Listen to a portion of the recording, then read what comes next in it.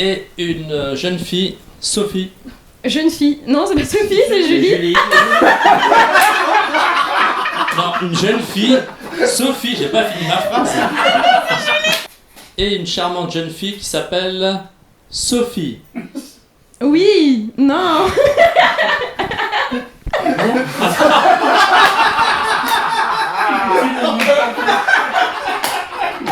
Allez, j'ai cru que tu l'avais fait.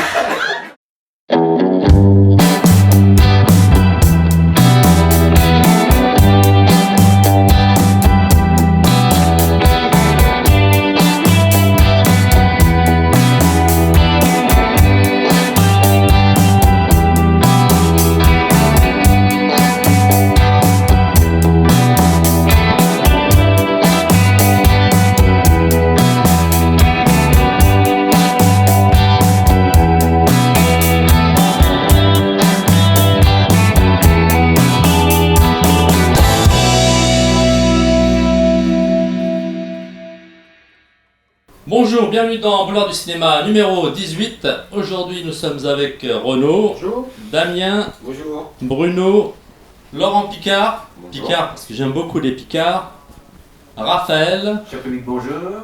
le petit Malik qui est venu sans son papa et sa maman, Bonjour. et une charmante jeune fille qui s'appelle Julie. Oui. Bonjour à tous. Alors Julie, tu vas bien? Eh bien écoute, très bien et super contente d'être invitée, voire honorée d'être là. C'est normal. Et donc, tu vas nous parler de quoi exactement? Parce que Ah c'est oui, toi qui on vas commence démarrer direct sur moi et ça l'émission. va Ah bien oui. me bisuter. Ah oui, c'est ça. Eh bien, j'avais envie de parler de The Wicker Man. Ah. Donc, film culte, je pense que la plupart d'entre vous l'ont déjà vu. Donc, il est sorti en 73. C'est un film anglais qui a été tourné par Robin Hardy. C'est un film assez ovni, qui est entre plusieurs genres. On va être vraiment sur le film d'enquête, sur le côté film fantastique, un peu limite horreur, même si l'ambiance est très progressive et ne démarre pas justement sur quelque chose d'angoissant. Et également, on a un côté comédie musicale, qui est plutôt sympathique, qui peut dérouter beaucoup, mais qui, pour moi, est vraiment fait partie inhérente de l'ambiance du film. Donc tout se passe parce qu'on a un détective qui s'appelle Neil Owie, qui va débarquer sur une île qui s'appelle Summer Island, et il est chargé de retrouver une jeune fille qui a disparu. Il a reçu une lettre anonyme, et il décide d'aller la retrouver. Donc le film démarre sur une scène où lui est dans une église, donc on comprend que c'est quelqu'un qui est quand même assez dévot. Très pieux, ouais. Voilà. Oui. Il arrive sur son hydravion, donc c'est une île qui est quand même très isolée, qui est au large de l'Écosse. Et tout de suite, l'ambiance est particulière. Lui-même se rend compte qu'il est complètement en décalage avec cette communauté, puisque voilà, lui est dans un côté très traditionnel, un peu engoncé, Conservateur. rigide, exactement, alors qu'en face, il se trouve dans une communauté qui est plutôt libérée au niveau de ses mœurs, où tout ce qui est symbole de religion, comme les cimetières ou les églises, sont laissés à l'abandon. Très vite, on comprend qu'on est sur une communauté qui est plutôt païenne. Et bien évidemment, aucun membre de la communauté ne cherche à l'aider puisqu'il représente l'ordre. Voilà, il vient juger très vite, il leur impose... Enfin, c'est pas qu'il leur impose, mais on va dire que voilà, il juge, il est quand même... Exactement, merci, je cherchais le terme. Et son enquête n'avance pas beaucoup. Jusqu'à ce que il se rend compte quand même qu'il a plein de petits détails dans l'enquête. Il trouve le nom de la jeune fille, il sent bien qu'on lui ment, il sent qu'il y a quelque chose derrière, jusqu'à ce qu'il trouve des photos dans lesquelles il voit que chaque année, une jeune fille, dans un rituel, est sélectionnée, et elle est au milieu de caisses de fruits, de blé. Voilà. On sent que c'est un rituel qui est dû à la fécondité, aux moissons, qui arrivent à ce moment-là. On est censé être au mois de mai, donc plutôt la fête de Beltane, chez les païens. Et la dernière photo, bien évidemment, est cassée, bizarrement, celle de cette année.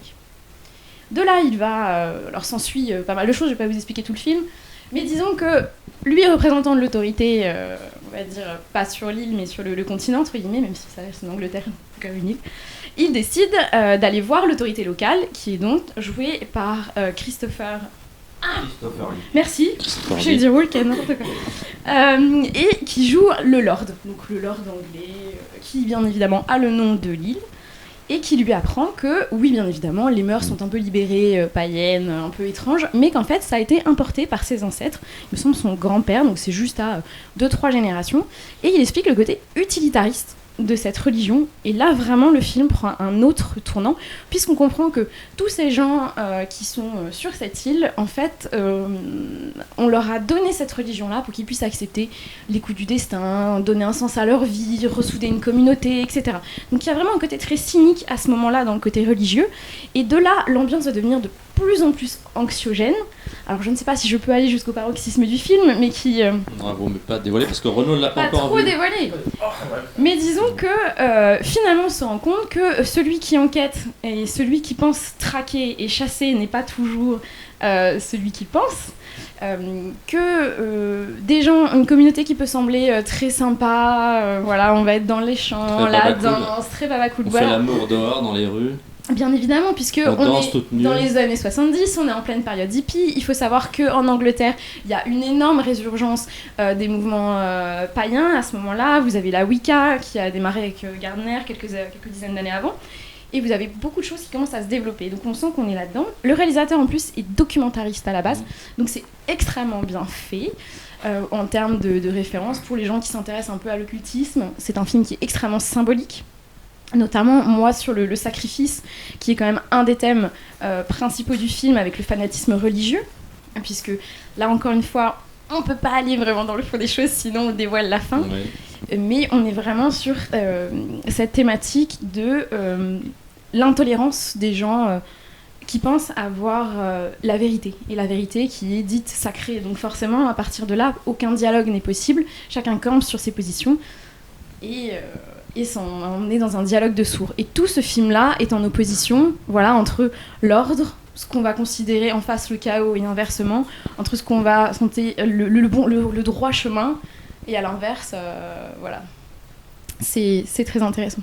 Avec la musique qui a aussi un très grand rôle dans le film. Exactement. Il y a plein de petites Musique, musiques. Laurent, tu connais la musique du film? Alors, musique signée Paul Giovanni, qui a à la Voilà. fois créé les chansons, qu'on entend, chansons originales, et Voilà. les plages instrumentales. Et des petites chansons qui restent bien dans la tête. Et au-delà de la musique, parce qu'il y a la musique qui a une part importante, mais il y a aussi une part d'érotisme assez fournie dans ce film, avec notamment une scène où il y a une danse lascive d'une jeune fille blonde qui, d'après moi, était C'est l'ancienne la... copine. Oui, exactement. Et Voilà, et qui a soi-disant, interdit le. voilà, il a racheté toutes les copies du Il a racheté film. toutes les copies, tout ça. L'actrice, Et donc, c'est Britt Ekland. voilà. Oui. Et il y a cet érotisme, il y a cette musique lancinante, il y a vraiment une atmosphère qui est complètement, pour moi, géniale dans ce film. On est complètement tout à fait immersif. Et effectivement, le côté païen, le côté religion sont vraiment combattre. Et c'est pour ça qu'il faut voir la version longue, enfin, je veux dire, puisque la première version a été coupée, et notamment il manquait cette scène de l'église au départ où on comprend qu'effectivement le commissaire est un dévot et quelqu'un de voilà, et qui va rencontrer quelque chose qui va être complètement à l'opposé de ce qu'il croit et qui va le bouleverser dans ses fondements, notamment cette tentation avec cette femme qui danse nue derrière, Mais il derrière résiste. sa chambre, et ce sont des scènes qui sont absolument phénoménales, entre guillemets, et je crois que c'est une des scènes les plus érotiques qui m'a le plus émoustillé au niveau du cinéma.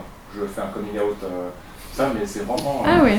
Ah oui, franchement, celle-là, surtout, et en plus avec la musique, parce que je suis un grand fan Ouais, de mais la quand elle musique. se tape comme ça sur le mur et la porte, N'en rajoute pas, s'il te plaît. N'en rajoute pas, c'est quand même particulier.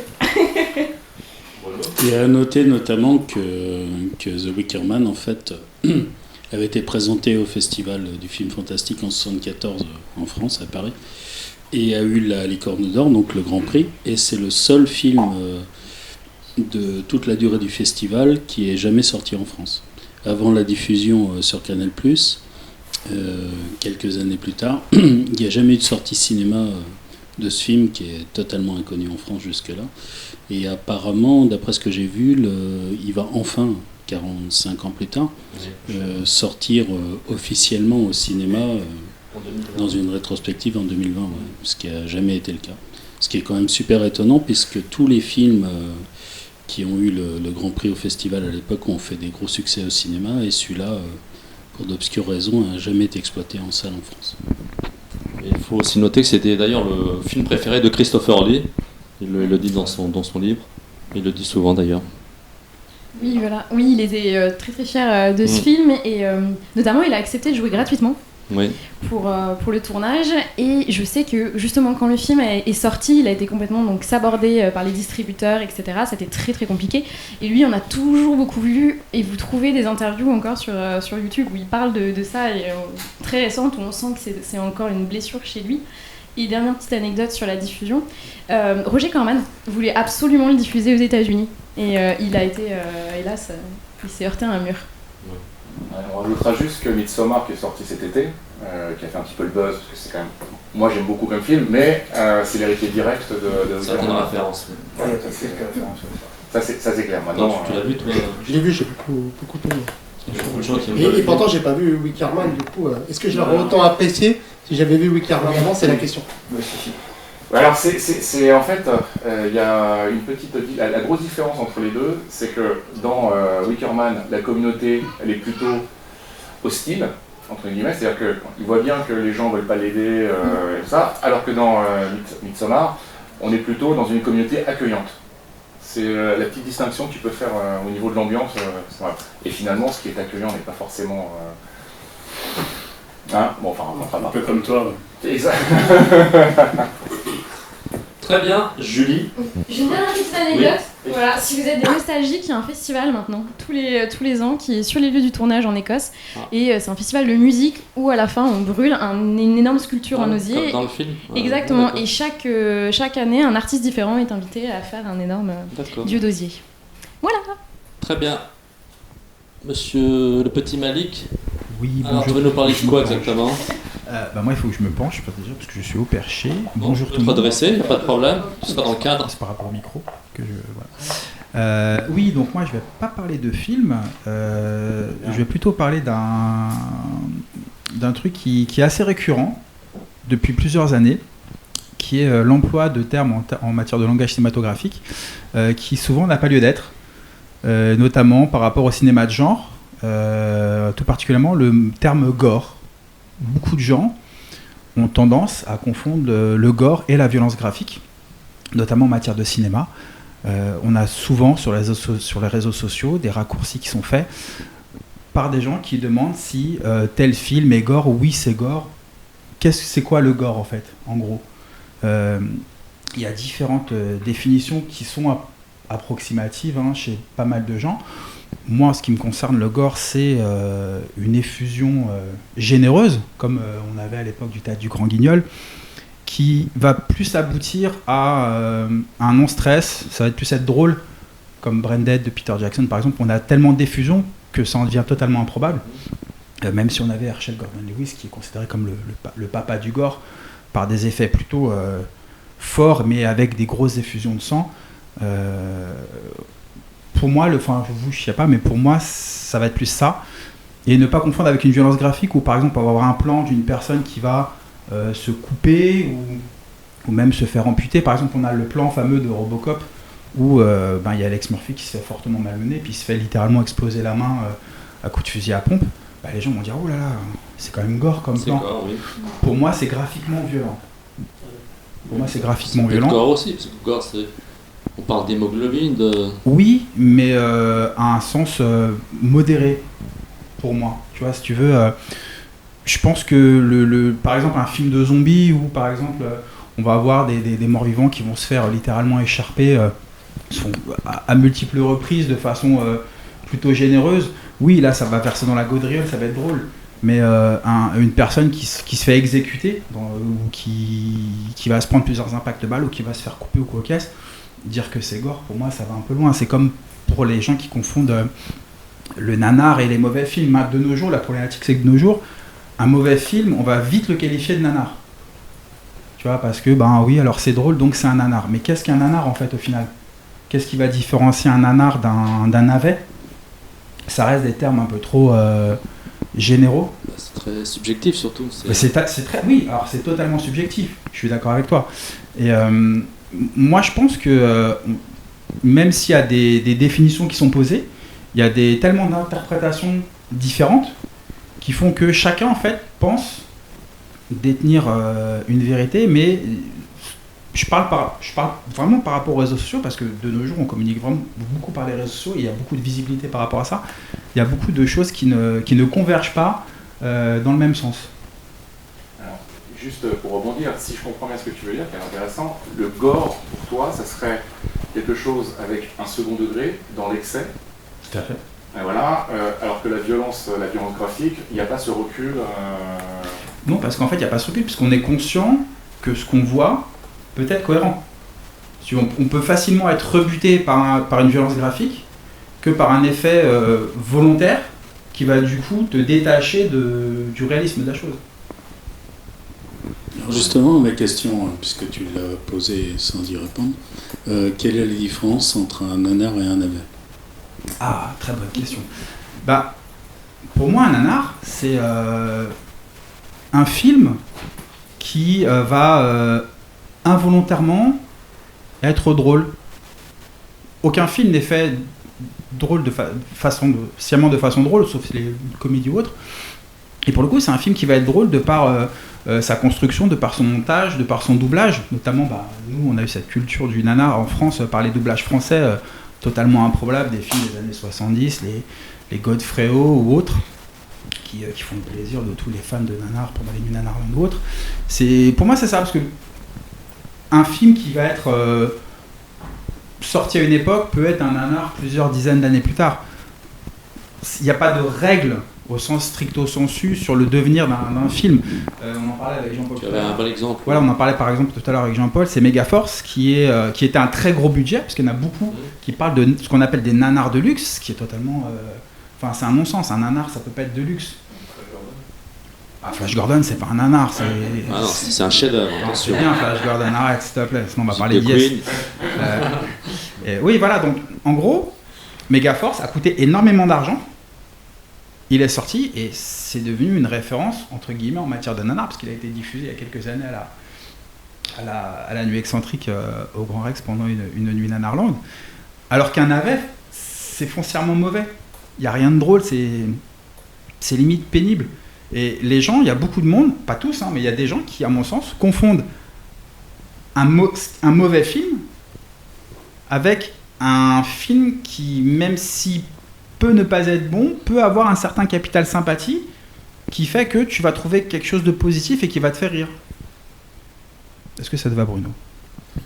Je suis pas sûr, je suis pas sûr d'avoir tout suivi, mais en fait, vous voyez, ce concept de doublage, ça c'est un truc qui m'a toujours un peu interpellé. Voilà. Dans le sens où il y a des exemples, comme le film de Greydon Clark, là, avec le chat sur le bateau. Là. Ah, le clandestin. Ouais, voilà. Ou Blood Freaks, par exemple. Oui, t'as Whitefire aussi. Oui, mais Whitefire, ça a été tourné en français, ça, non ? Ou en anglais ? Je sais pas. En anglais. En anglais ? T'as des films comme ça où ils sont assimilés navets quelque part, parce que c'est quand même pas des très bons films, même si on peut leur trouver, comme tu dis, un capital sympathie, mais où ils vont trouver une autre dimension dans leur doublage français. Mais en fait, ça, c'est un peu comme une espèce de détournement de leur destination d'origine. Tu vois, je ne pense pas que, c'est mon point de vue, qu'il y ait une volonté... C'est-à-dire un nanar, ça peut être considéré comme un film qui a été fait exprès pour faire rire et trouver cette espèce le rapport qu'ont les gens à ce type de cinéma. Un navet, c'est juste un mauvais film. Et quand tu passes justement pour ce genre de film d'une version originale qui n'a aucun second degré, parce qu'il y a plusieurs degrés dans la manière de percevoir les films, à un film qui devient complètement décalé par rapport à un doublage. Blood Freaks, c'est un peu l'exemple typique d'un film qui devient complètement ridicule parce que le doublage est super fun et parce que les gens qui l'ont doublé avaient eu, et on a eu plein d'exemples dans les années 70-80 de genre de problématiques, en fait les gens recevaient une copie muette des films avec un script de quelques lignes et doublait en français des films qui étaient en anglais ou dans d'autres langues à l'origine, sans avoir pas la moindre idée de ce dont parlait le film.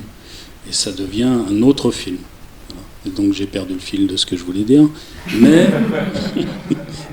mais c'est deux concepts totalement différents et deux manières d'appréhender le même film totalement différentes. Ah mais totalement, Voilà. là-dessus je te rejoins totalement. Spécialiste du nanar, Damien. De toute façon, le terme nanar de nos jours, en effet, il est devenu totalement banalisé, en fait. D'accord. C'est tout bête. Moi c'est juste ça. Les gens, beaucoup de gens l'emploient, rien que, enfin, c'est limite, c'est devenu un synonyme de film à petit budget ou de série B. C'est-à-dire que je vois sur les réseaux sociaux, voilà, ouais, c'est même sans avoir vu le film, c'est-à-dire il y a la nouvelle affiche d'une nouvelle production Asylum qui tombe, direct, c'est labellisé le nouveau nanar va venir le mois prochain. Exactement. Alors que le film n'a même pas été vu, il est même pas terminé, et en effet, on se rend compte dans ces cas-là que c'est synonyme de mauvais film, de film à petit budget, de série B. Enfin, ça sert à beaucoup de choses aujourd'hui. Et oui, en effet, c'est devenu un terme qui est plus défini du tout et qui est devenu, oui, très large et totalement banalisé. Ouais. On est d'accord. Et je souhaiterais revenir sur la notion de gore. La notion de gore n'a pour moi pas forcément toujours, n'est pas toujours synonyme d'humour. Quand je prends ces deux merveilleux films d'amour que sont Cannibal Holocaust ou Blue Holocaust, pour moi c'est de belles rom-com que je conseille pour tout public. Qui aime les tortues. Qui aime les tortues. Surtout les Voilà, tortues. surtout qui aime les tortues, ouais, pour nos amis spécial casse dédié à nos amis véganes. Voilà. Donc dans ces films, il y a quand même, ce sont vraiment des films gore. On a vraiment le côté graphique le plus craspec, c'est-à-dire on a des corps, on ouvre, on voit ce qu'il y a à l'intérieur. Ça va savoir c'est graphique ou c'est gore. C'est justement. Non, mais c'est gore parce que ça va dans gore pour moi, quand ça va très loin. Dans le côté vraiment craspec.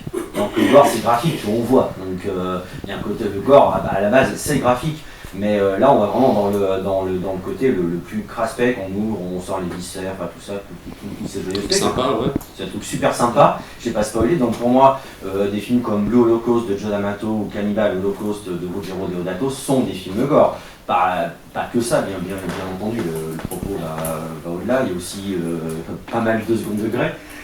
Mais à la base, c'est pas des films forcément fun. Enfin, il y a un peu de fun, mais dans Holocaust, il y a un certain décalage, puisque justement, Joe D'Amato joue avec les codes du soap opéra, il les détourne. Mais c'est quand même, là vraiment, les deux exemples italiens, donc Blue Holocaust et Cannibal Holocaust, selon moi, en tout cas, de mon point de vue strictement personnel, ce sont vraiment des films gore. Et Zombie Holocaust? Bon, je pense aussi. Anthropophagus. Ah oui, voilà, on a des Par exemple. Par exemple, avec la super scène. Oui, il mange ses propres Il y a bien- tripes. Non, mais la scène du fœtus aussi, elle est pas mal. Ah oui, c'est vrai, j'ai oublié celle-là. C'est sympa. Avec du ketchup. Ouais, Un sympa. petit lapin qu'on a. Malik. Oui, donc voilà, c'était juste par rapport à ça, et je pense que Damien est raccord avec moi sur le sujet. C'est vraiment cette... Bruno aussi, tout le monde, on est tous d'accord, je pense, sur cette démocratisation en fait de certains termes, une généralisation de certains termes qui font que on a tendance à... comme dit Damien, c'est devenu des termes fourre-tout. On met tout dans le même sac sans chercher éventuellement à creuser au fond du sujet. Et c'est vrai que le terme gore, il est clairement employé à toutes les sauces de nos jours pour tout et n'importe quoi, à un point où ça peut même provoquer des dissensions, des conflits, dans le sens où une personne va dire bah non c'est pas gore parce que, et l'autre dire bah si c'est gore parce que. Tout est une question de sensibilité, tout est une question d'interprétation, mais je pense qu'il ne faut pas oublier la base même, la définition au sens stricto sensu du terme. On va pas faire le puriste, on va pas faire non plus les espèces de spécialistes ou autres, on n'est que des passionnés comme beaucoup de gens, et c'est très bien que le cinéma de genre, au niveau de ces passionnés, grandisse, que le volume croît, et on le voit clairement. On parle de réseaux sociaux parce que c'est ce qui permet le plus de communiquer, tout le monde est dessus. Quel que soit le réseau, on va pas les citer parce qu'on va pas en faire la promotion, enfin moi non, mais il y a un vrai engouement au niveau du cinéma de genre qui revient, mais c'est vrai que ça reste quand même quelque chose de trop générique pour moi et de trop fourre-tout. Que ce soit Moi, le gore, ce qui me gêne finalement, parce que je reviens sur le nanar, il reste dessus le pauvre. moi je suis Keblo là-dessus, c'est que le nanar, la conception du nanar, pour les gens qui le regardent de cette manière-là, c'est plus la conception qu'ils ont de la manière dont ils voient les films que les films en eux-mêmes. Et après, tu as plein de films qui sont englobés ce truc un peu opaque, quoi. Les Jean Rollin au hasard. Ouais, voilà. Non, Jean Rollin, ce sont des mauvais films pour certains et des merveilleux films pour d'autres. Il y a aussi la même chose de ce grand explorateur de trous noirs qui était Jess Franco. Oui, aussi. Spécial dédicace à notre ami Daniel. Et donc, c'était quoi? Ça y est, je l'ai encore perdu. Et du coup, par exemple, est-ce que tu peux dire que... C'était, voilà, la perception qu'on a des films et la manière dont on les regarde n'a pas nécessairement de rapport direct avec ce qu'étaient les œuvres à l'origine, qu'elles soient strictement commerciales, comme la plupart dans les films de genre. Et moi, ça me pose problème, ouais. Ce qui me pose problème aussi, attends une seconde. Tu te calmes maintenant. Ce qui me pose problème aussi, c'est le doublage. Voilà, ça, on fera un sujet un jour. Ah oui, mais c'est un sujet super intéressant. Oui, parce que le doublage, c'est à tout point de vue, quel que soit le type de film, c'est une valeur ajoutée. Et encore plus dans ce genre-là, enfin, qui n'est pas un genre, mais qui est considéré en tant que tel, c'est une déformation totale de l'œuvre d'origine, qu'elle soit, comme tu disais, avec des gens comme Jackson et autres, qui font des films délirants et totalement au second degré, comme des films faits au premier degré pour diverses raisons. Allez, Asylum. Voilà, alors, ouais, enfin oui, mais ça par contre je connais moins que mon ami Damien. Donc oui, il y a un problème de... Enfin je sais pas, c'est un problème, hein, mais il y a une espèce de distanciation bizarre par rapport à ce que tu regardes en réalité, dans le doublage, dans la perception du cinéma. Non, je pense qu'Asylum c'est le meilleur exemple, puisqu'il c'est devenu maintenant, enfin je pense que Damien il me relèvera là-dessus. Pour moi, Asylum c'est devenu tellement commercial que ça n'a plus d'âme. Enfin, je pense que c'est devenu comme ça depuis l'avènement des mockbusters. Oui, c'est devenu un produit, de toute façon. On est d'accord. C'est des films qui sont devenus des produits. Quand une société de prod fait quand même entre 24 et 30 films à l'année, de toute manière, quoi qu'il arrive, c'est du produit. On est d'accord. Enfin, c'est du shooting tout le temps, t'as 3 réals qui bossent sur 4 films en même temps, enfin oui. Ils ont quand même encore, je trouve, 2-3 films par an qui se détachent du lot, qui sont traités différemment, qui sont traités plus artistiquement. On sent que c'est les films qui leur tiennent le plus à cœur, mais le reste, en effet, c'est du c'est pas comme au début, quoi. Mais c'est comme à l'époque, dans les années 80 aussi, c'était pareil, hein. C'est-à-dire que tu citais tout à l'heure Godfrey Ho, dont je m'étais intéressé dans un de mes bouquins. Il faut remplir des grilles, en fait. C'est-à-dire qu'à l'époque, c'était la VHS, il fallait remplir des rayons de vidéoclub, et aujourd'hui, il faut remplir les pages d'Amazon Prime et de Netflix, en fait, tout bêtement, et les cases de Sci-Fi. Et il y a une demande forte, très grosse, et les mecs, ils shootent du film à tour de bras, et ils balancent du produit avant tout, en effet, pour remplir ces cases, quoi. Donc je suis d'accord. C'est ce qu'on leur demande de toute manière, c'est ce qu'on leur demande de faire. De toute façon, le parfait exemple qu'on peut sortir, et je pense que tu seras d'accord, c'est tout ce qui touche la Sharksploitation, où il y a eu le phénomène Sharknado, personne ne s'y attendait, et ça a pété à la gueule de tout le monde. Et ça te fait rire. Et du coup, on a eu des Ghost Shark, des Shark Exorcist et compagnie, et Asylum et Sci-Fi. Tous les ans, ils font un Bigger Than Louder, ils te sortent un film de requin, mais totalement improbable, une tête, 2 têtes, 8 têtes, 4 têtes, 50 nageoires, peu importe, avec des caméos de stars entre guillemets sur le déclin. Mais le pire, c'est que ça fonctionne. Oui, ça fonctionne, c'est ça. Ça marche très bien. Et c'est pas du nanar. J'en avais parlé avec le boss d'Asylum parce que je les connais un petit peu, et je trouve qu'Asylum au début, honnêtement, quand ils ont lancé leur label, ont fait des films à petit budget, mais qui étaient d'assez bonne qualité quand même. Oui, mais clairement. Enfin, je pense aux 2 premiers Killers de David Michael Latt, qui est le big boss d'Asylum, ou ensuite à Intermedio avec Edward Furlong, ou des films comme ça, qui étaient du vrai bon petit film d'horreur sérieux et tout. Et je trouve ça dommage, en effet, je lui disais un jour, je lui dis tant mieux pour toi, mais je trouve ça quand même dommage qu'ils aient connu le succès avec Sharknado, en effet, qui est quelque part, j'ai envie de dire, d'un cynisme assez hallucinant, où ils jouent le jeu, justement, des spectateurs qui de plus en plus, parce que ce que je voulais dire tout à l'heure aussi sur le terme nanar, c'est qu'aujourd'hui ce terme, à force de le banaliser, est devenu encore plus péjoratif. Bien sûr. C'est-à-dire que les gens regardent de plus en plus les films pour s'en moquer, ils ne rient plus avec les films en fait. C'est-à-dire qu'on ne rit plus avec les films, on rit contre les films désormais. Et Asylum avec Sharknado quelque part a joué ce jeu, le jeu du public et du spectateur qui voulait voir du film pour se moquer des films en fait. Et j'ai envie de dire, en faisant les Sharknado, ils se sont moqués eux-mêmes de ce qu'ils faisaient.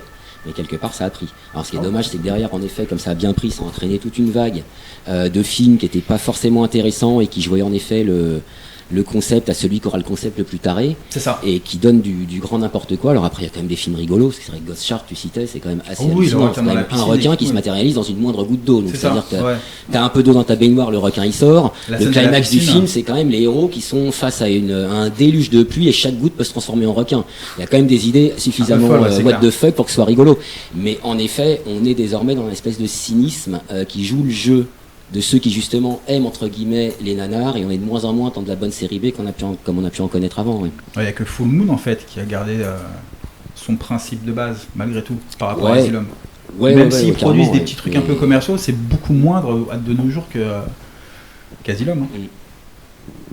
Donc voilà. Très bien, Malik. C'était merci. très intéressant. Ben, merci. J'espère que ne pas avoir outré les gens qui verront cette chose. Mais et non, qui sont pas du d'accord, tout, hein. pas du Ce tout, n'est pas qu'un du avis. tout. Ce n'est qu'un avis. Alors, notre Picard national, enfin, hexagonal, Monsieur Laurent, on vous réveille. Non, je vois que tu connais mon prénom. Julien, c'est vrai que tu voulais dire quelque chose. Non, en fait, ce que je voulais dire, c'était juste une petite chose, c'est rebondir à Jamiès, ça c'est clair, mais rebondir sur ce que disait Damien, c'est-à-dire qu'aujourd'hui, tous les films à petit budget sont considérés comme des nanars, alors qu'avant, les films à petit budget, c'était un peu des bouquins, c'était des B-movies, et dans les B-movies, il y avait forcément aussi des nanars, ou des séries Z, et voilà. Et maintenant, le terme est totalement galvaudé, il ne correspond plus à rien. Donc c'est juste pour rebondir. D'accord, c'était très intéressant. Pas forcément, je voulais pas continuer parce que c'était... Il a raison, d'ailleurs, les gens... Donc, aujourd'hui, écoutez, je vais vous parler de L'Éventreur de New York, de Fulci. Donc on reste dans le gore. On reste... Alors, Le graphique. ou le graphique, ou le violent, ou le malsain, ou tout ça. Donc, de Ou le Fulci... nanar. Ou de... Ou la navette. non. Donc, L'Éventreur de New York de Fulci, qui est donc sorti en 82, et qui va faire donc l'objet d'une nouvelle édition par Ecstasy of Film. Christophe, hein. Salut. Christophe. On t'aime, Voilà. surtout moi. Ça se passe très bien. Et donc, je vous disais que c'était l'occasion de reparler de ce film qui, d'une certaine façon, a mis pas mal de temps à être apprécié par les fans de Fulci, parce qu'au départ, c'était un petit peu le mal-aimé de ces grands films.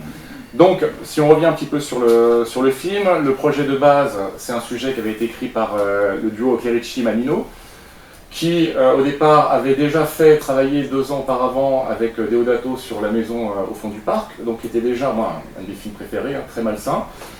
Et on retrouve un petit peu ce côté malsain dans L'Éventreur de New York, et c'est Fulci et donc Sacchetti, son scénariste fétiche, qui ont retravaillé le sujet. Alors, Sacchetti, tout le monde le connaît.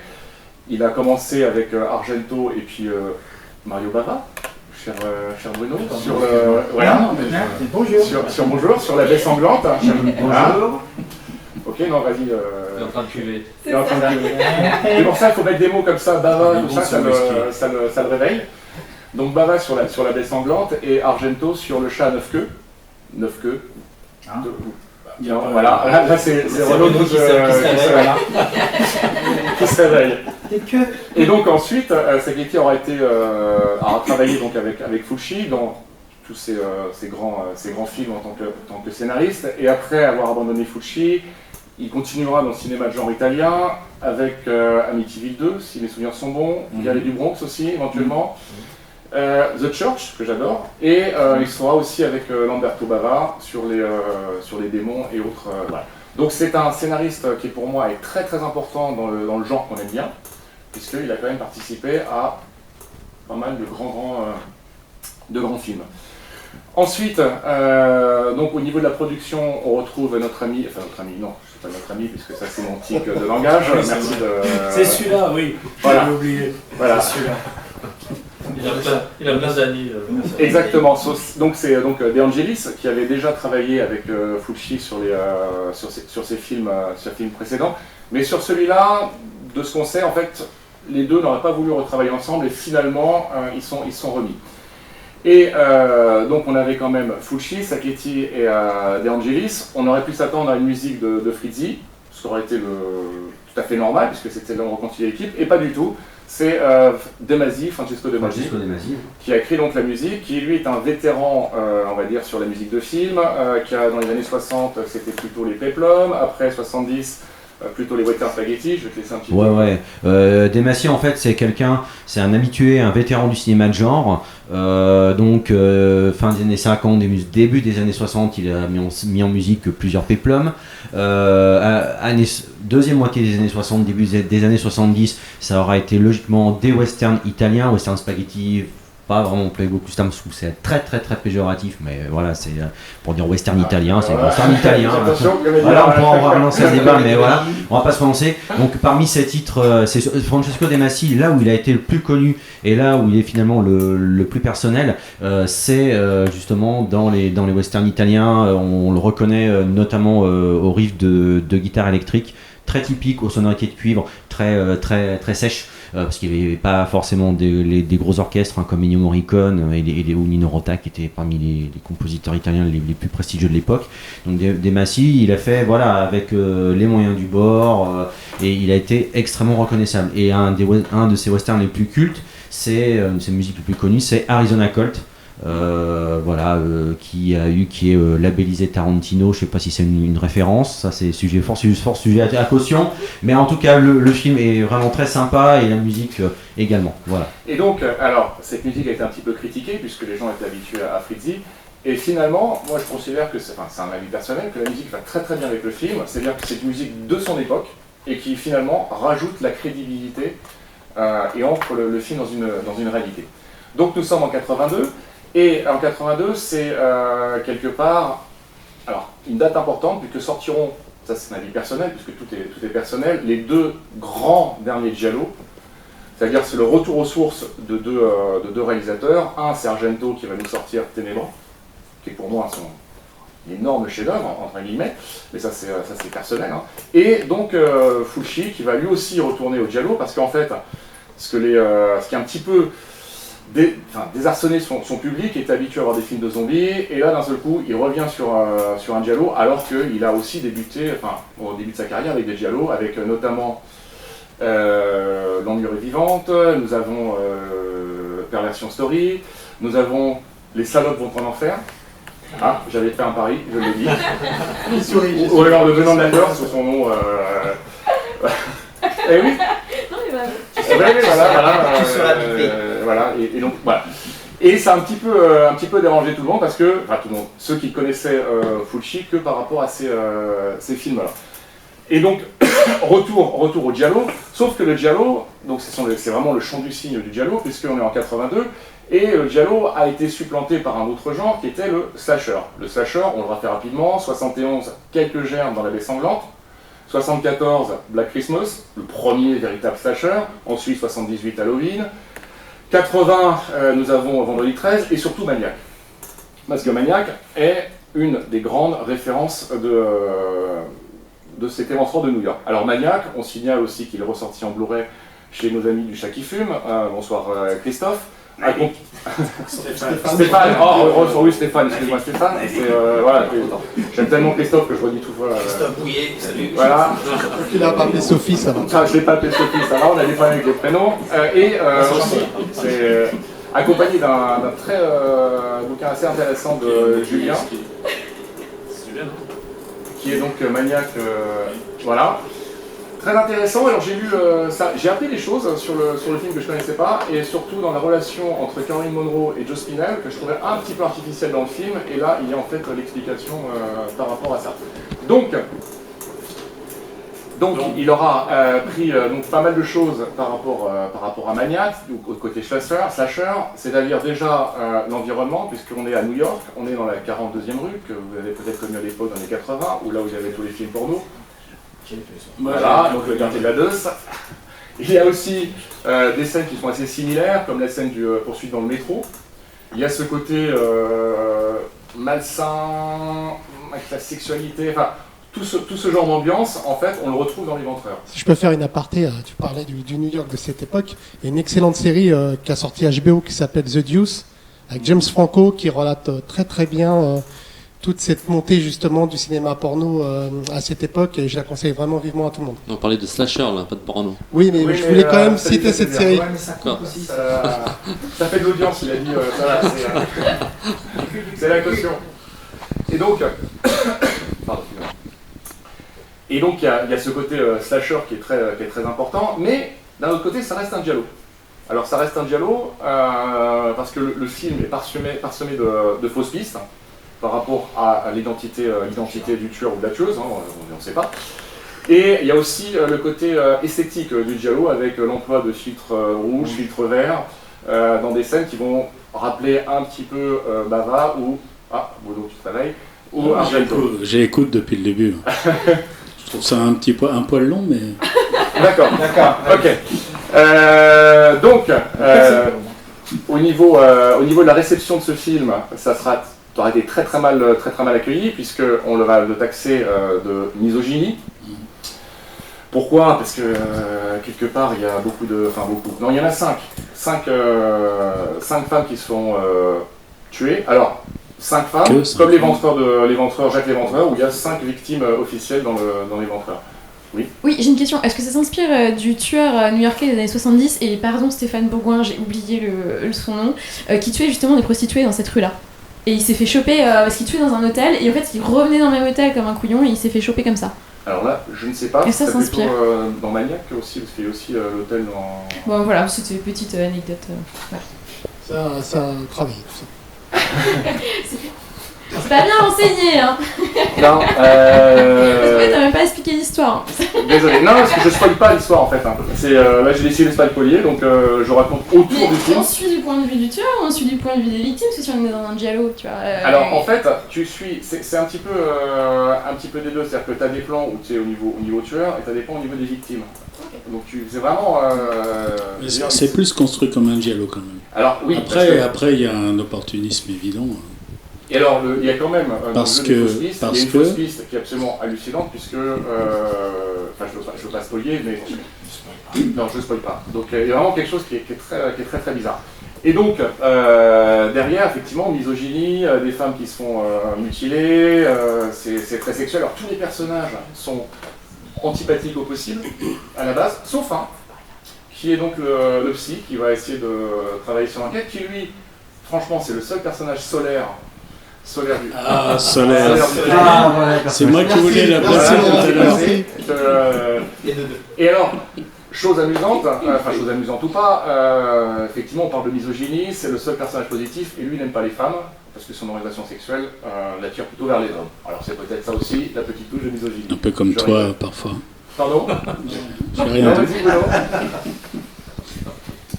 Mais oui, non, mais ça, par contre, oui, ça c'est quand même important. Pourquoi, alors que finalement pas plus que beaucoup d'autres giallo, slasher et autres films italiens du genre, pourquoi il a été aussi violemment taxé de misogynie? C'est-à-dire qu'en fait, là, tu as vraiment quelque part tous les excès, parce que dans les autres giallo, entre guillemets, tu avais quand même une certaine misogynie, mais là, tu n'avais pas cette violence graphique, si je peux rajouter. C'est-à-dire que tout ce qui était suggéré en pointillé dans les autres films, là, on l'envoie complètement... Et derrière, les personnages, je veux dire, les personnages féminins sont très très troublants au niveau de leur sexualité, de tout ça. Bon, même les hommes, puisque finalement, vous avez le docteur aussi qui... je veux pas rentrer trop dans les détails pour pas dévoiler le film, parce que sinon ça a beaucoup moins d'intérêt. Mais voilà, celui-là est quand même assez frontal. C'est un film de tous les excès. D'ailleurs, il aura été, parce que tu parlais d'un tueur, il aura été interdit, en tout cas il a été interdit jusqu'en 2002 en Angleterre, parce qu'à l'époque, il y avait un tueur en série en Angleterre qui avait à peu près le même type de mode opératoire, voilà, et quelque part, les Anglais ont se dit non, on va pas sortir ce film-là, parce que ça risque de rentrer en écho par rapport à la situation réelle dans laquelle on vit. Donc il y a un rapport avec un tueur en série, mais c'était en Angleterre, plutôt. En tout cas. Voilà. Alors, c'est le dernier grand film, de mon point de vue, de Fulci. Après, il va un petit peu se perdre. Derrière, il va faire Manhattan Lady, qui est, sur la forme, on retrouve du Fulci. Sur le fond, c'est complètement... on le perd. On va le perdre avec Murder Rock. Pourtant, il y a une musique de Keith Emerson, mais c'est insupportable. Enigma et les fantômes de Sodome. J'aurais dit Sodome aussi, toi, j'ai dit Salope et Sodome, c'est quand même incroyable, c'est chronique. Merci, je vais être bipé de partout, ça va être terrible.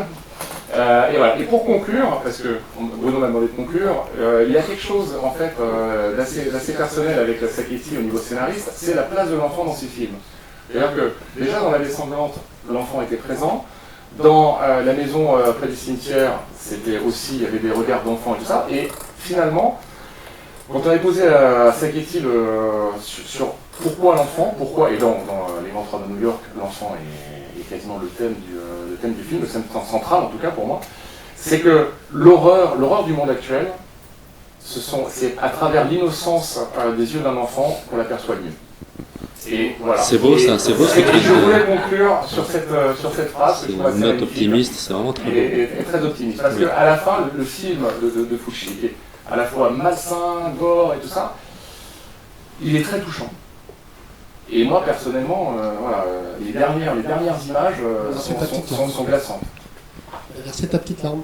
Voilà, c'est ça. Ça, c'est avant. Alors, je prends la parole vite fait. Alors, c'est intéressant que tu aies choisi ce film parce que ça recoupe un peu ce dont je parlais tout à l'heure. Parce que tu ne parles pas de la voix du tueur. Oui. Le canard. Encore une histoire de canard. Encore une histoire de canard. Et pour le coup, ce film, lorsqu'il a été vu en français, ben, tout le monde se disait, mais qu'est-ce que c'est que ce truc? Enfin, un tueur qui parle et qui fait coin. Enfin, tout le monde était pété de rire. Moi, pour l'avoir vu en salle, et tout comme toi, j'ai beaucoup d'affection pour ce film, je le trouve très bien. Je me retrouve dans une salle de cinéma, avec un public, quel que soit son âge, et là, la sauce prend, et là, le tueur parle, et là, c'est fini. Tout le monde éclate de rire. Et beaucoup... Oui, c'est pour... Et voilà, et beaucoup... et beaucoup, à tort, par exemple, vont considérer Les Ventreurs de New York comme un nanar, ce qui n'est pas du tout le cas, pour le coup, à cause, justement, de cette voix de canard qui pour le coup est la même en VO. Oui, très clairement. Là pour le coup c'est même pas une invention. C'est même pas une invention, voilà. C'est clairement VO et VF. C'est la même chose, c'est à l'identique. Et donc du coup c'est intéressant de regarder, de comparer les deux analyses du film par rapport à ce prisme-là de la voix du tueur, puisque... Oui, et moi la voix du tueur ne me dérange pas. Ah, mais moi non plus, je trouve ça bien, ça a un certain charme. Il y a un certain charme, on revient sur l'innocence, sur l'enfant, et complètement, tout ça, et quelque part la boucle est bouclée. Oui, complètement. Mais du coup, tu vois, le fait de banaliser certains termes, certaines choses, font que ils vont le mettre dans une case qui n'est pas la sienne. Voilà. On se marre au fond de la classe, là? Une contre-soirée. C'est long, c'est bon. Sinon on peut vous laisser tous les deux si vous voulez. Si c'est un canard, c'est que le coupable était de voir le canard. Bon, c'est peut-être... Il y a un commissaire dans le film, non? Oui. Commissaire Magret. Canard. Ah. C'est ça pour ça. Merci. Merci Laurent. Merci. Raphaël. Animation de mariage et tout. Bar mitzvah, baptême. Alors, je vais parler d'un compositeur, de plusieurs compositeurs et de trois sujets en un. Mais je vais faire court, c'est 3 minutes. Voilà, exactement. Donc, avec les fêtes d'Halloween, la fête d'Halloween n'était pas il y a si longtemps que ça. Donc, je vais parler d'une des figures les plus importantes du cinéma fantastique, qui est Dracula. Pour faire ambiance. Ça fait peur. Musique, alors, Dracula, il y a eu plusieurs versions cinématographiques. Je vais parler de 3 compositeurs et 3 films de qualité aussi qui ont quand même marqué le son. Cette chronique va être axée sur le son et l'impact que peuvent apporter les compositeurs de musique de film au son d'un film, à l'identité d'un film, et une identité qui peut avoir aussi un grand impact sur le public jusqu'à nos jours. Dracula, donc plusieurs versions. On va évacuer d'emblée celle avec Bela Lugosi parce qu'il n'y a tout simplement pas de musique, à l'exception de l'extrait le plus connu du Lac des Cygnes de Tchaïkovski au générique d'ouverture. Et c'est tout. On fait un flash forward avec La Hammer, 1958, le cauchemar de Dracula. Musique signée James Bernard pour le film de Terence Fisher avec Christopher Lee. On fait du raccord. Ça, c'est la transition, ça. On se demande pourquoi c'est pas moi qui suis animateur, là. Non, c'est quand Ça sent le coup d'état, là. T'as pris tes cachets ce matin? Non, redonne-moi sérieux. Donc, James Bernard. donc, qui a, en 1958, donc pour le film de Carl Fisher, le classique des classiques, avec donc la production Hammer, petit budget, donc avec un petit orchestre. Il va vraiment faire œuvre de créativité et donner à Dracula l'aspect vraiment vampirique brutal, attaque, absolument pas séducteur, en tout cas dans la musique. Le film c'est autre chose, je laisse nos spectatrices et spectateurs le découvrir, pour celles et ceux qui n'ont pas encore vu. Petite formation de cuivre et grand cuivre poussé très très haut dans les dissonances, des thèmes. C'est très lent, très lourd. Lors des séquences d'attaque du vampire, les cuivres sont très dissonants et c'est vraiment là où est toute l'identité sonore de cette version de Dracula. On passe à la fin des années 70, en 1979. Mais tu sais que dans le thème de Bernard, moi je vais pas le faire, hein. Laurent peut le faire parce que lui il sait chanter. Mais alors, moi je veux juste du cuivre, pas du pitcho des véhicules, des gros sang, des gros cuivres. Mais en fait, son thème est parti d'une idée toute simple de la prononciation Dracula. Hein, et donc je le ferai pas puisque je sais pas le faire.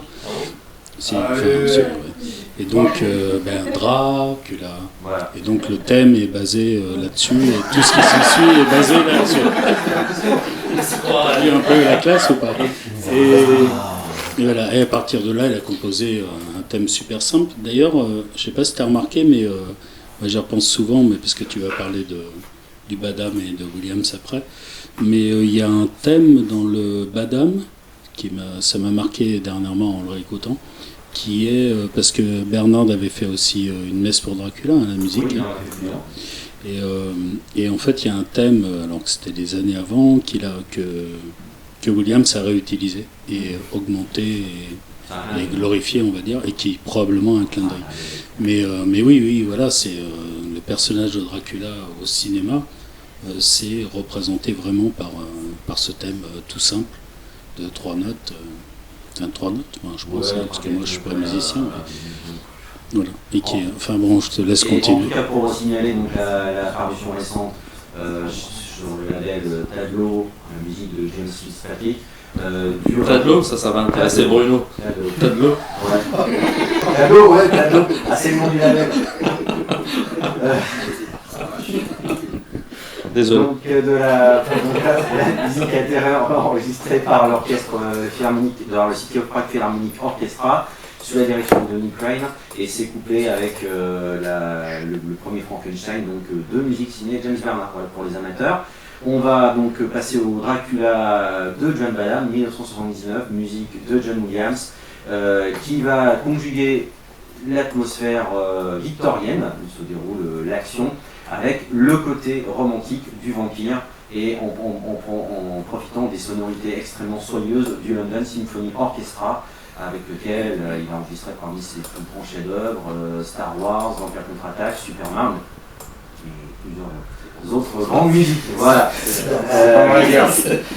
Voilà donc pour la bataille. Donc excellent film. De John Badham, excellente variation sur le thème du vampire séducteur. Niveau édition vidéo, on conseillera la dernière en date parue chez Kino Lorber qui montre le film en couleur, puisque John Badham dans les années 70, dans les années 90, sépia, hein, ouais, il a mis en sépia, c'est vraiment pas beau. Prenez l'édition Kino Lorber. En fait, c'est Shoot Factory. Shoot Factory, ouais. C'est Amérique, c'est aux États-Unis où ça sort bientôt. Voilà. Mais oui, c'est le. Faudrait que tu réécoutes, oui. C'est l'arrivée dans le cimetière, dans une messe pour Dracula, où le thème de Badham, le thème super romantique, le thème principal du personnage du conte, est reprise dans la composition de Williams. Et donc, musique de John Williams parue chez Sarah Bond dans la collection Club du label. Grande BO. Grande BO. Ouais, mais en tout cas, BO importante pour John Williams. Et donc, troisième version de Dracula, celle de Francis Ford Coppola, réalisée en 1992, et mise en musique par Wojciech Kilar, qui va en fait conjuguer les deux aspects de Bernard et de Williams. avec un côté très païen, très barbare, puisque là, Francis Ford Coppola met en avant les origines slaves du personnage de Dracula, Vlad l'Empereur exactement. Ça c'est pour l'aspect vraiment pareil, avec le grand tonalité de cuivre, cœur, barbare, païen, quasiment satanique. Et l'autre aspect de la musique, c'est l'aspect romantique de Dracula, sa relation d'amour avec le personnage de Mina. Et donc c'est une habile conjugaison des deux dimensions du personnage de Dracula, et bande originale, en version intégrale chez La La Land, voilà ce qu'on peut dire. Et chaque compositeur, avec son propre style, a vraiment impacté. C'est vraiment le son. Il y a un son James Bernard Hammer, il y a un son Williams, reconnaissable entre mille, mais conjugué au personnage, et un son Wojciech Killer, un son pour la version de Coppola, une identité sonore. Très bien, Raphaël. Renaud Burgin, oui. C'est toi? Oui, c'est moi. Je voulais vous parler d'une sortie qu'on attendait depuis un petit moment, c'est-à-dire Les Anges de la Nuit, enfin en Blu-ray, parce qu'on n'avait qu'une édition DVD. Enfin. Oui, personnellement, ça faisait un petit moment que je l'attendais. Donc le film de Phil Joannou, qui n'a pas une très très grande carrière, il avait fait quand même Sang chaud pour Meurtre de sang-froid et Vengeance froide. Je pense que vous devez vous rappeler de ces films-là. Un film, donc Les Anges de la Nuit n'a pas eu un grand succès, car je crois qu'il a rapporté que 2 millions de dollars alors qu'il en avait coûté 5. Il a eu le malheur de sortir en même temps que Les Affranchis de Martin Scorsese, parce que le thème est quand même un petit peu similaire. Là, ça se situe dans ce qu'on appelle Hell Kitchen, la cuisine de l'enfer, dans le milieu de la mafia irlandaise. Et donc, c'est un flic qui revient sur le lieu de son enfance. Il retrouve ses anciens camarades qu'il n'avait pas vus depuis des années, qui ne savent pas eux-mêmes qu'il est un flic infiltré. Et après, je vous raconte pas, parce que c'est à découvrir. On va dire que c'est un, je sais pas si c'est un polar ou un thriller. C'est crépusculaire. C'est aidé par la sublime musique d'Ennio Morricone. Je ne sais pas si elle existe en CD d'ailleurs. Elle est sortie chez Quartet Records, mais je ne sais pas si on trouve encore l'album, mais voilà, ça reprenait l'album d'époque et puis la musique dans sa version intégrale. Le casting est... Voilà, je suis un robot. Le casting est assez top hein, quand même. On y retrouve Sean Penn, décidément, qui est très à l'aise dans les polars. Je pense à Comme un chien enragé, où il excellait déjà. Il y a également Ed Harris, Robin White, Gary Oldman, que moi j'ai découvert sur ce film d'ailleurs. Le talent éclate vraiment sur ce film. Et voilà, donc enfin disponible en Blu-ray, donc dépêchez-vous de le découvrir si vous ne le connaissez pas, il est top.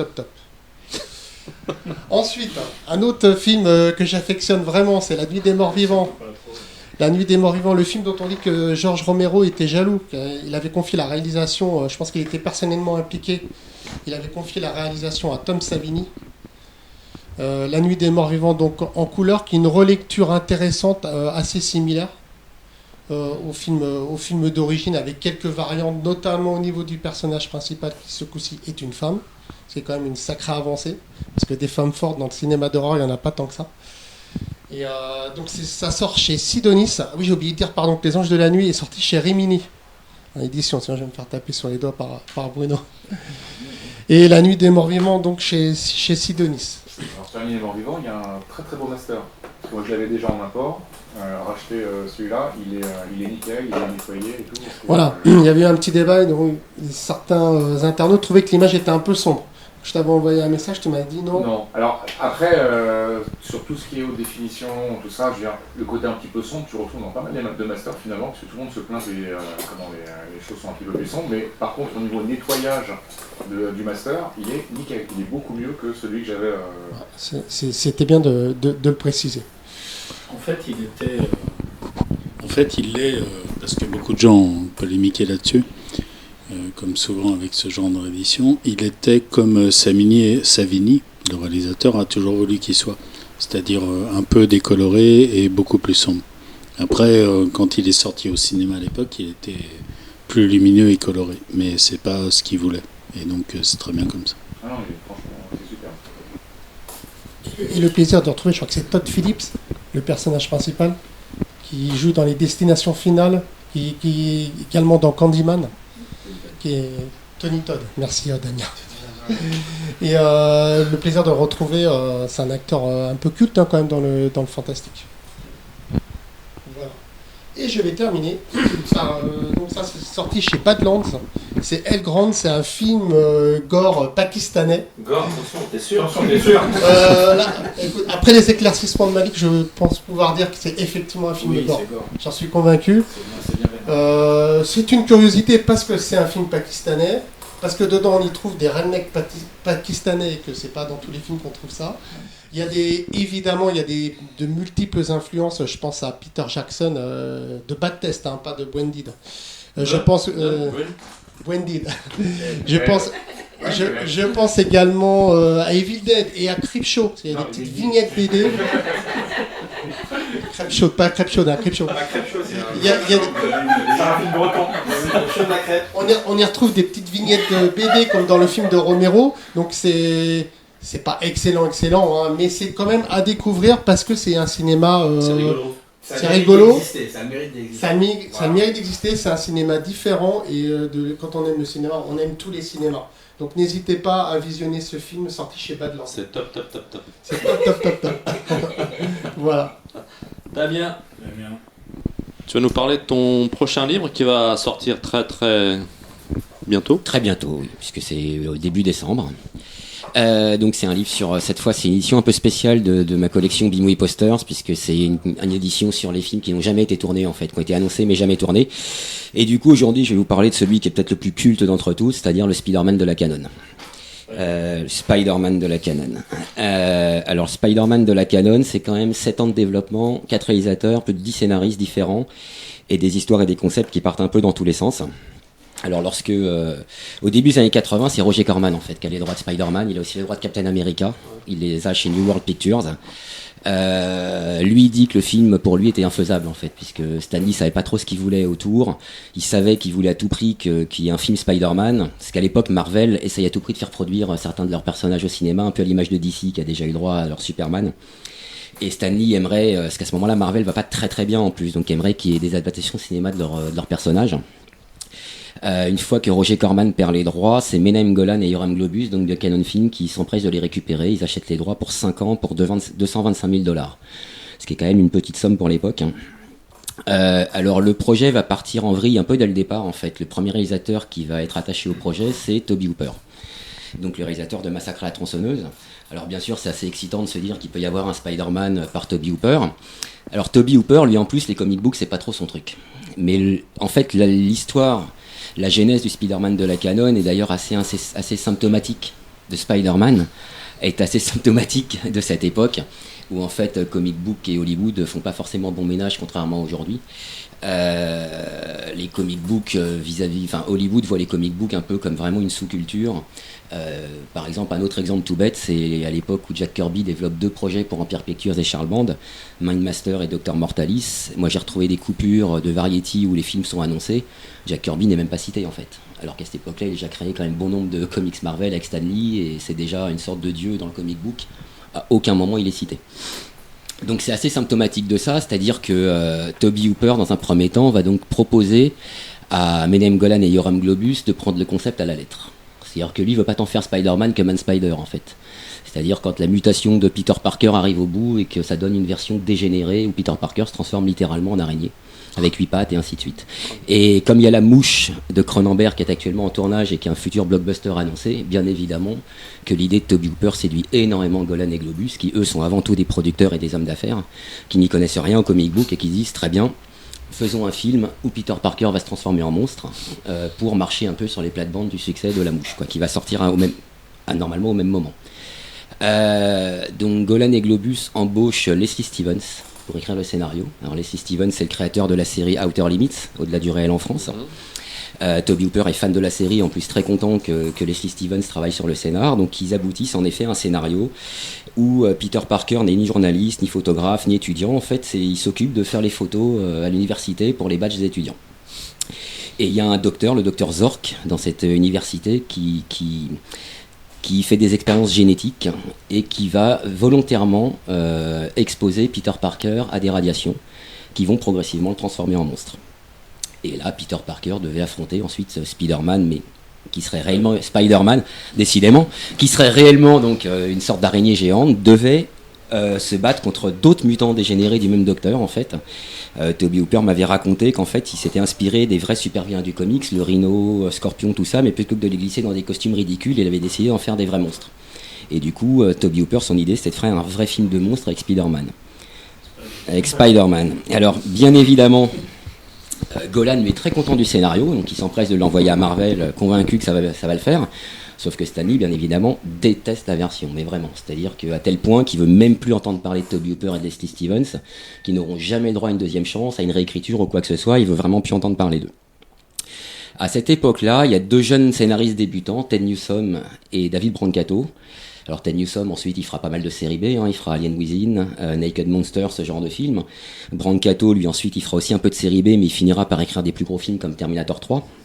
Et à l'époque, les deux sont assez débutants et se disent que devenir pote avec Stan Lee et bosser pour lui, ça peut être un bon moyen de réussir à Hollywood. Puisque Stan Lee, à l'époque, donc, essaye de placer malgré tout d'autres personnages aussi auprès d'autres studios. Il est convaincu qu'il peut placer plusieurs personnages Marvel.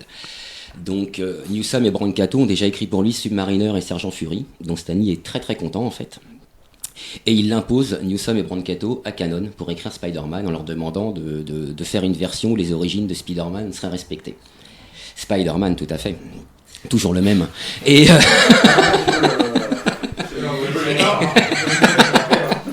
et en fait, ils ont une idée assez rigolote, c'est d'écrire une version où ils vont coupler les origines de Spider-Man avec celle du Dr Octopus.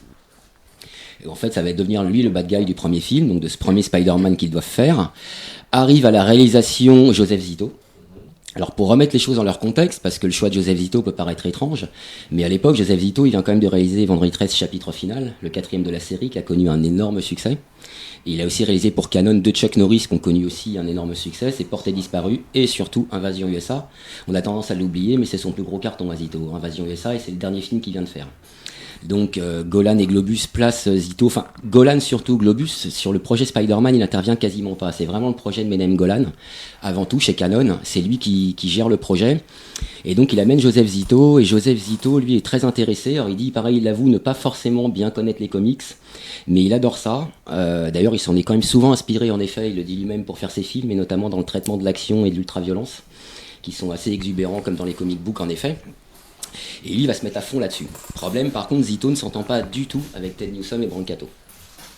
Donc il fait venir un autre scénariste, celui qui avait travaillé avec lui sur Vendredi 13-4, justement, qui va retoucher le scénario, replacer Spider-Man au centre de l'histoire, là où Newsom et Brancato s'attardaient avant tout sur Octopus, en fait.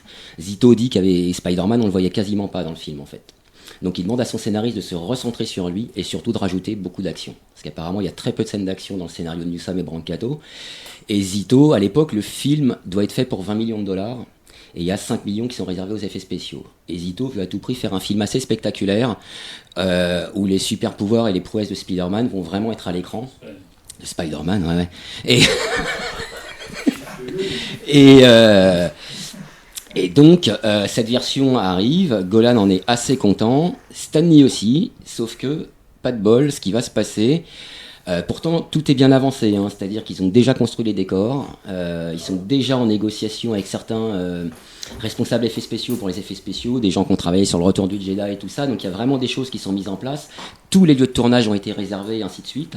Ils ont même commencé le casting. Alors si lui, Menem Golan, voyait plutôt un jeune et débutant Tom Cruise dans le rôle de Peter Parker, et lui il propose Tom Cruise à tout prix, parce que Menem Golan, encore une fois, c'est quand même un producteur qui peut avoir le nez fin, et en effet, il sent que la carrière de Tom Cruise peut décoller, et que ça peut être intéressant de l'avoir. Sauf que Zito veut pas trop de Tom Cruise, lui il va préférer Scott Leva, qui est acteur et cascadeur, qui à l'époque est affilié plutôt à Trauma, hein, c'est le doubleur du Toxic Avenger, tout ça.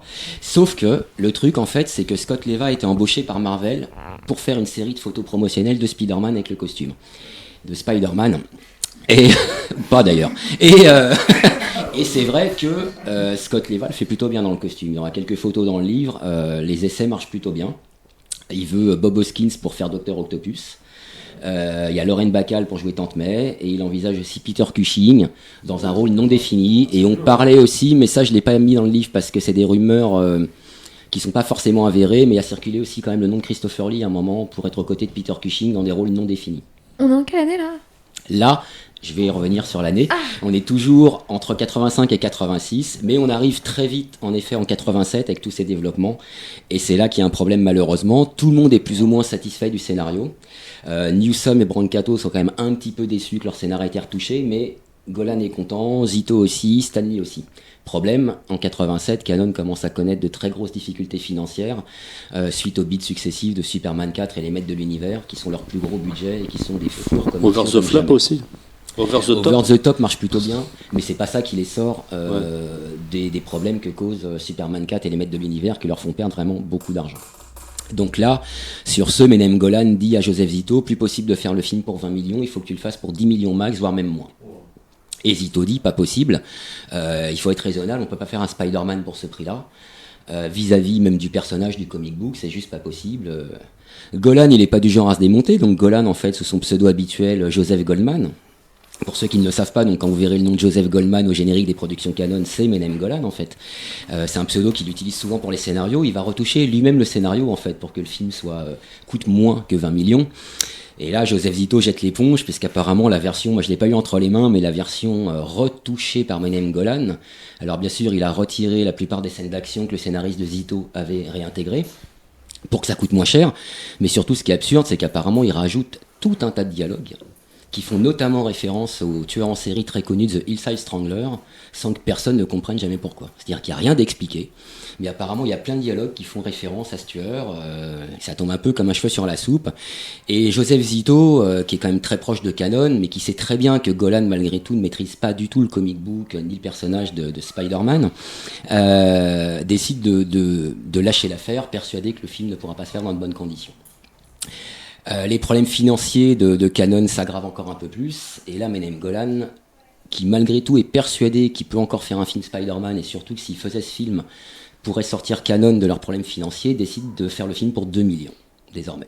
De faire un tout petit film, et pour ça, qui mieux pour le réaliser que Albert Pion, qui vient de réaliser quelques films pour Canon, qui sont pas forcément mauvais, puisqu'à l'époque il vient de faire Campus et le Trésor de San Lucas, qui sont plutôt des bons films, même s'il a fait par ailleurs aussi L'Aventure Fantastique et Decide, qui sont de moins bons films, mais pour Golan, Albert Pion est l'homme de la situation pour faire un Spider-Man à 2 millions. Alors là, il y a de nouveaux scénaristes qui vont défiler, comme Don Michael Paul, qui est justement acteur dans les films d'Albert Pion, et qui écrira par la suite Harley Davidson et l'Homo Santiago. Alors lui, Don Michael Paul, il écrit un film avec un super vilain totalement inventé qui s'appelle le Night Ghoul, et il écrit une version très violente, très gore en fait. Donc il ne satisfait pas du tout Marvel. Arrive ensuite Ethan Willey, où là Golan est persuadé qu'il détient le bon gars pour écrire le scénario. Alors Ethan Willey, pour replacer dans le contexte aussi, il a écrit House et réalisé House 2. Ils sont des films qui ont plutôt bien marché, et surtout c'est un ancien d'ILM.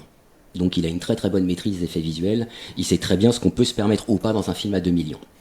Et Ethan Willey, il va arriver avec une idée maligne pour faire le film pour 2 millions, c'est-à-dire que il va écrire un scénario qui se concentre à 90% sur Peter Parker. S'intéresser vraiment à ce personnage-là, sa vie de tous les jours, son côté ado manquant de confiance en lui, tout ça, et garde Spider-Man pour les 10 dernières minutes du film seulement en fait. Où il va se confronter à un docteur paraplégique qui essaye de se soigner lui-même avec un sérum de son invention, mais qu'il transforme en homme scorpion. Et malgré tout, Golan aime beaucoup cette version parce que, en effet, c'est un film qui peut être fait pour 2 millions de dollars déjà, et surtout qui est idéal, vu que le personnage de Spider-Man n'apparaît que dans les 10 dernières minutes, c'est idéal au cas où pour lancer une franchise et enchaîner sur une suite immédiatement, où le personnage est présenté à la fin. Problème, c'est qu'Albert Pion trouve le film, moi il me dira clairement, c'était d'un chiant pas possible, il se passe juste à rien, et surtout Pion, qui est un artisan et qui fait son métier en quelque sorte, on lui demande de faire un film pour 2 millions, il accepte, mais il avait dit à Golan, il y avait une sorte de condition morale pour lui, c'était que dans le film il y ait le lézard. Le lézard, c'est le personnage préféré d'Albert Pion dans Spider-Man, parce que lui connaît un peu le comic book, contrairement à Zito et Toby Hooper. Il se trouve que c'est un personnage qui est dramatiquement intéressant parce qu'il est un peu comme Hulk, c'est-à-dire que c'est un gentil qui devient méchant malgré lui en quelque sorte. Et surtout, ce qui l'intéresse avec le personnage, psychologiquement, c'est que c'est un ami en quelque sorte de Spider-Man, que Spider-Man doit affronter puisque c'est quand même une menace, mais en faisant attention de ne pas le blesser, tout ça. Enfin, il trouve qu'il y a des ressorts dramatiques dans le personnage qui sont intéressants. Donc il retouche lui-même le scénario d'Ethan Willey en réincorporant des scènes d'action avec le lézard. Sauf que bien évidemment, il l'avoue lui-même, le film ne peut plus être fait pour 2 millions. Sauf que Albert Pion, qui n'est pas à court de ressources, fait une proposition assez étrange à Menem Golan. Il lui dit, Dans ce cas, ce que je vais faire, c'est que je vais pas shooter back-to-back, mais carrément en même temps, Spider-Man et les Maîtres de l'Univers 2. Parce qu'à l'époque, c'est Albert Pyun qui doit faire les Maîtres de l'Univers 2. Deux plateaux, ils font avec deux bons réalisateurs de seconde équipe, ils jonglent avec les plateaux, ils font les deux films en même temps pour 5 millions. Menem Golan refuse la proposition, déjà parce qu'à cette époque-là, ils vont vraiment très très mal. Et là, on est sur la fin de Canon, au moment où la société va faire faillite, et où Yoram Globus reste chez Canon, qui connaîtra par la suite pas mal de mutations dont je parle dans le livre.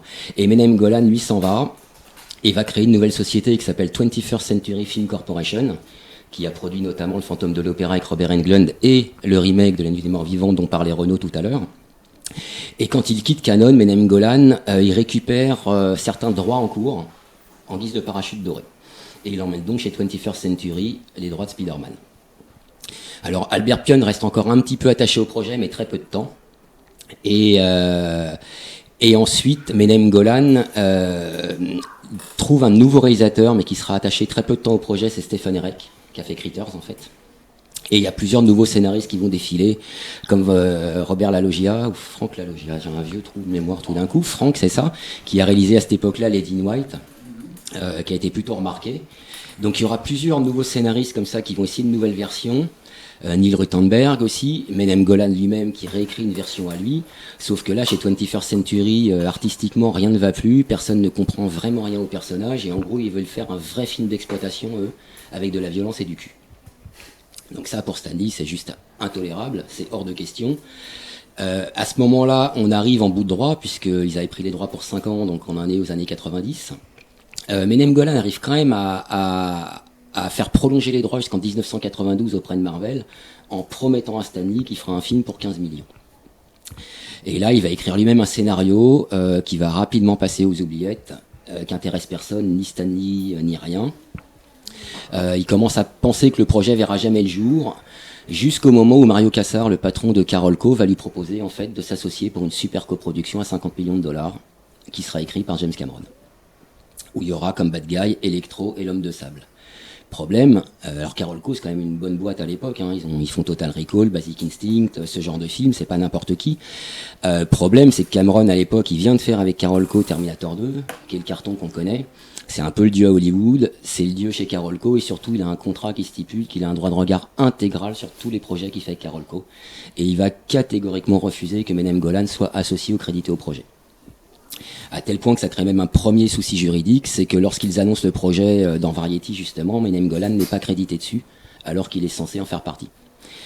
Donc Menem Golan intente un premier procès à Carolco, où il est à nouveau crédité, mais tout ça va très mal se terminer, personne n'arrivera jamais à s'entendre, ils vont se traiter de noms d'oiseaux dans les pages de Variety pendant plusieurs mois, les procès vont s'enchaîner, et dans la foulée, la plupart des boîtes vont déposer le bilan, que ce soit Canon, 21st Century Film Corporation, et Carolco en fait. Ce qui enterre définitivement le Spider-Man de la Canon en 1992.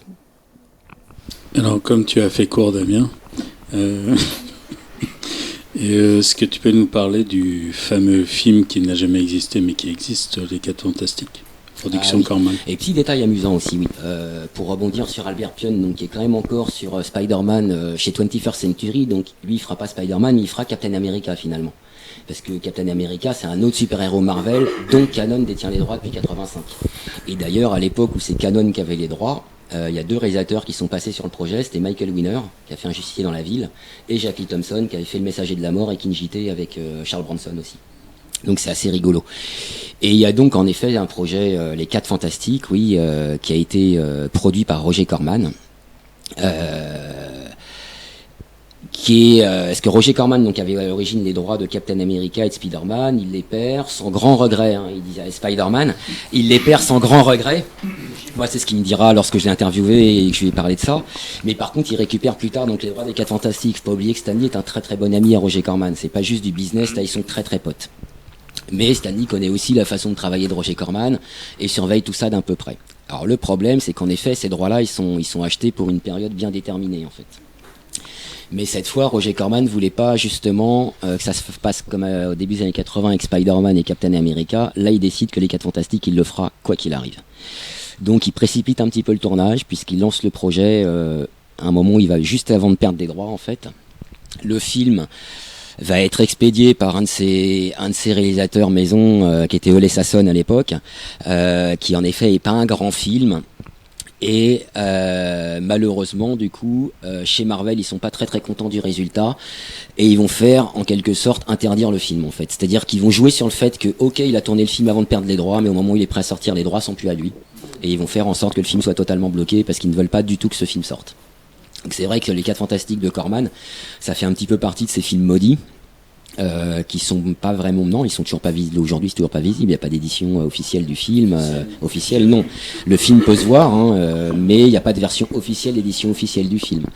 Mais c'est vrai que ça montre aussi un peu comment ça se passait à l'époque, encore une fois, entre les comic books et le cinéma. C'était pas une entente si simple que ça l'est aujourd'hui, et c'est vrai que c'est marrant de redire ça, parce qu'avec tous les films de super-héros qui sortent de nos jours, on pourrait penser que ça a toujours été le cas, mais pas du tout en fait. C'est intéressant ce que tu nous dis par rapport à cette version de Spider-Man qu'on ne verra jamais, puisque t'as pas l'impression sur le fond, donc ce personnage de Peter Parker qui se transforme en monstre, c'est similaire à le Stan Winston Creature Feature The Earth vs. The Spider, avec ce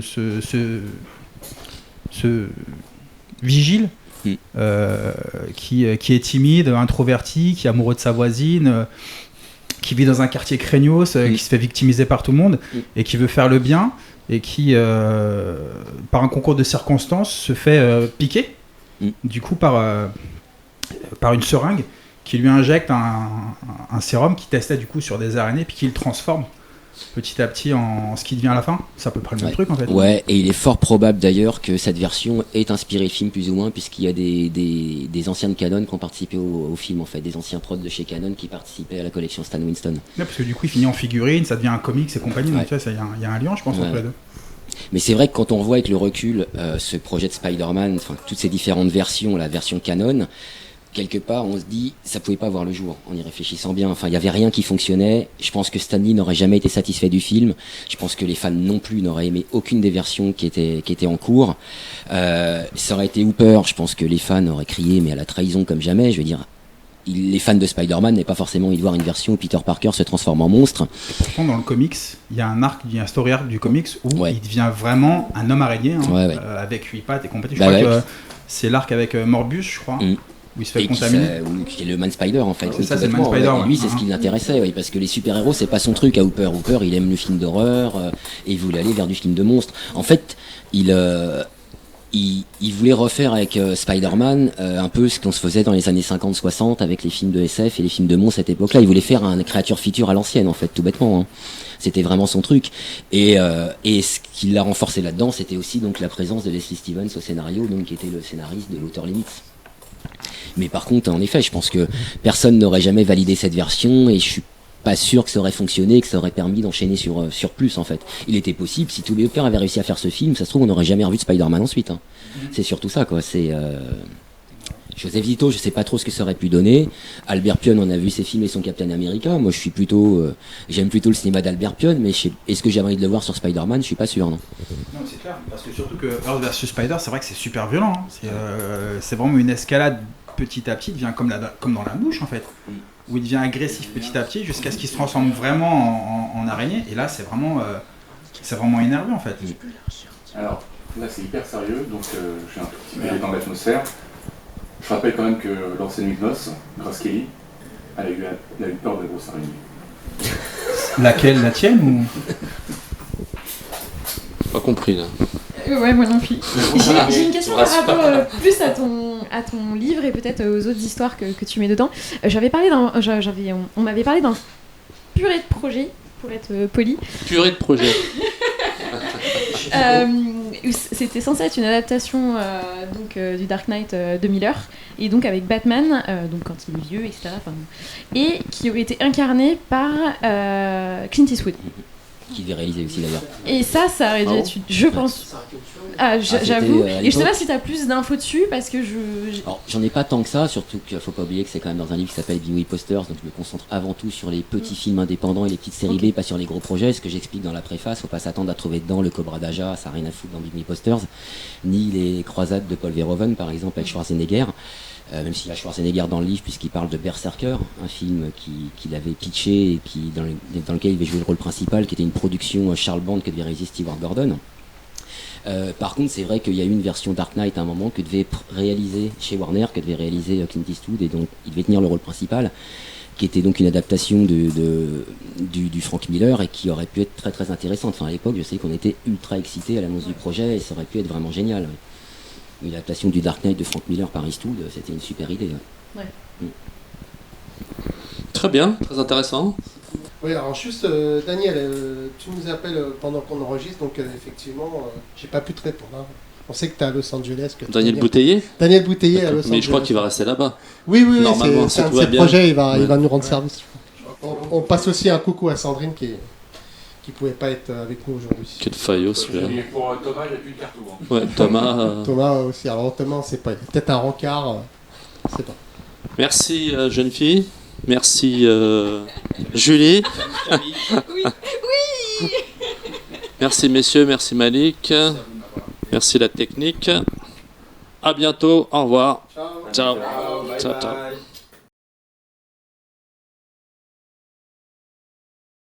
Il est top. Il est top.